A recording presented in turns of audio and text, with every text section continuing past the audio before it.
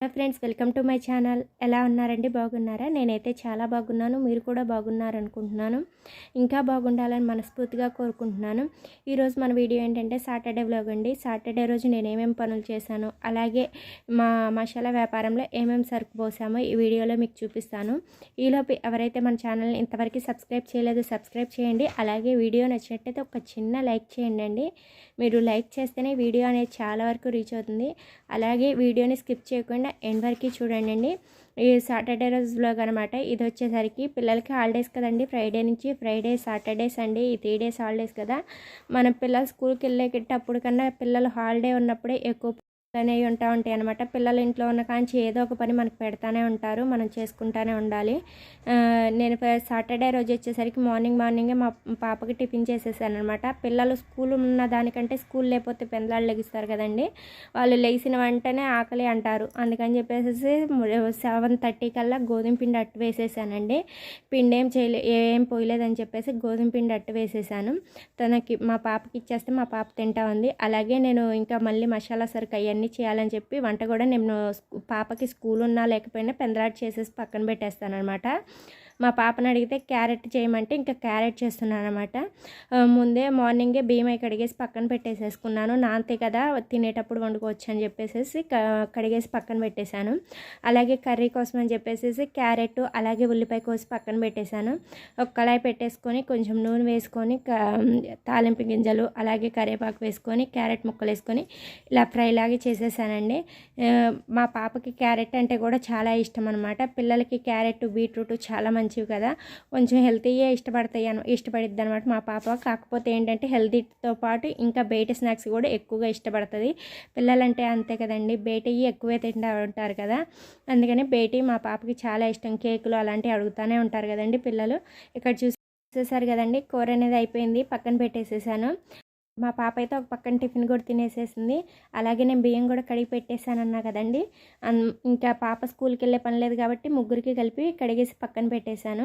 అలాగే కొంచెం సేపు అనేది రెస్ట్ తీసుకుంటానమాట. రెస్ట్ అనేది కంపల్సరీ. పైగా సాటర్డే రోజు కూడా సరుకు అస్సలు పోయాల్సిన అవసరం లేదు. ఒకే ఒక 6 అట్టలు మాత్రం లవంగాలు పోయాల్సి వస్తే వాటి వరకు పోసానండి. అవి వచ్చేసరికి ఒక పావు గంట 10 నిమిషాలు అలా పడతాయి అనమాట. వాటిని సీలింగ్ వేసేసి కొట్టేసేసి పంచింగ్ చేసేసి పక్కన పెట్టేశాను. పైగా సాటర్డే రోజు కూడా కరెంట్ ఉండదు కదా అండి. ఇంకా కరెంట్ లేకపోవటం, పని లేకపోవటం రెండు కలిసి వచ్చిందనమాట. ఎందుకంటే సీలింగ్ వేయడానికి కరెంట్ ఉండాలి కాబట్టి ఇంకా కరెంట్ లేదు, అలాగే పని కూడా ఎక్కువ లేదనమాట. అలాగే మా పాప 11కి ఆ టైంలో ఆకలి అని అంటే ఇంకా పాప్కార్న్ అంటే కండి గింజలు ఉంటే ఇలా పాప్కార్న్లా చేసి పెట్టాను.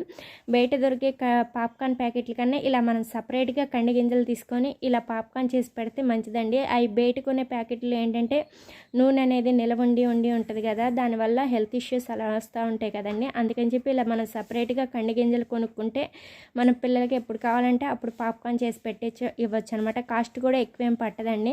ఒక 30 రూపాయలకి వస్తే మనం చాలాసార్లు పాప్కార్న్ చేసి ఇవ్వచ్చు పిల్లలకి. అలాగే ఆఫ్టర్నూన్ పూట ఏమో కండిలు అయితే తెప్పించానండి. ఈసారి కండిలు చాలా తక్కువ రేటుకే వచ్చినాయి. 50 రూపాయలకి ఒక 7 దాకా వచ్చినాయి అనమాట. కాకపోతే చిన్న సైజు అంటే ఒక్కొక్క మనిషికి ఒక్కొక్కటి సరిపోయింది. పోయినసారి ఏంటంటే 50 రూపాయలకి 2 కండిలు ఇచ్చారు, పెద్ద సైజు ఇచ్చారు. ఈసారి ఏంటంటే చిన్నది తెప్పించాను అనమాట. ఇంకా మా పాపకి ఉడకపెట్టి ఇచ్చేద్దామని ఉడకపెట్టేస్తున్నాను.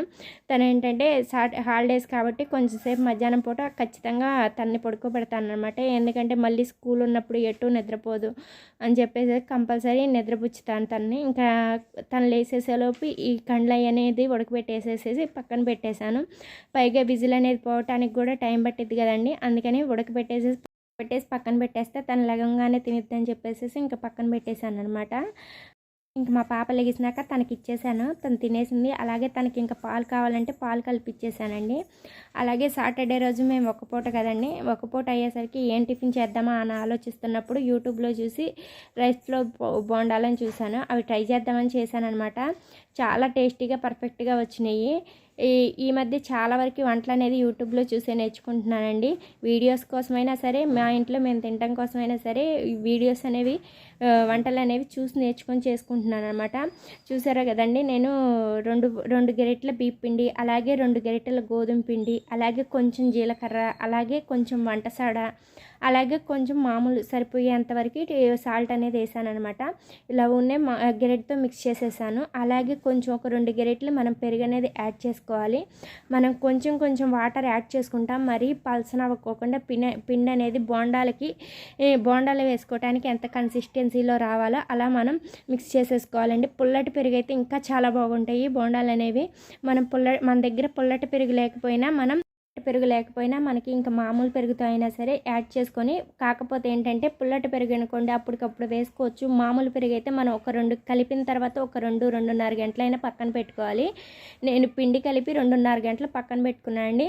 అందుకే టేస్టీగా చాలా ఎట్లా యూట్యూబ్లో చూసి చేశానో సేమ్ అలానే వచ్చినాయి అనమాట. చాలా టేస్ట్ బాగున్నాయి. అలాగే చట్నీ వచ్చేసరికి మామూలు శనక్కాయ పప్పుల చట్నీ చేశానండి. చూసారు కదా, పిండి కలిపి నేను పక్కన ఒక 2.5 గంటలు పెట్టేశాను. అలాగే వచ్చేసరికి ఒక పక్కన కళాయి పెట్టుకొని నూనె వేసుకుంటున్నానండి. నూనె తొందరగా కాగాలంటే ఒక చిన్న చిట్కా అండి. మనం నూనె కళాయిలో వేసిన తర్వాత కళాయి మీద మనం మూత పెట్టుకుంటే నూనె అనేది తొందరగా హీట్ అవుతుందన్నమాట. మనకి టైం లేనప్పుడు ఇలా ట్రై చేస్తే సరిపోతుంది.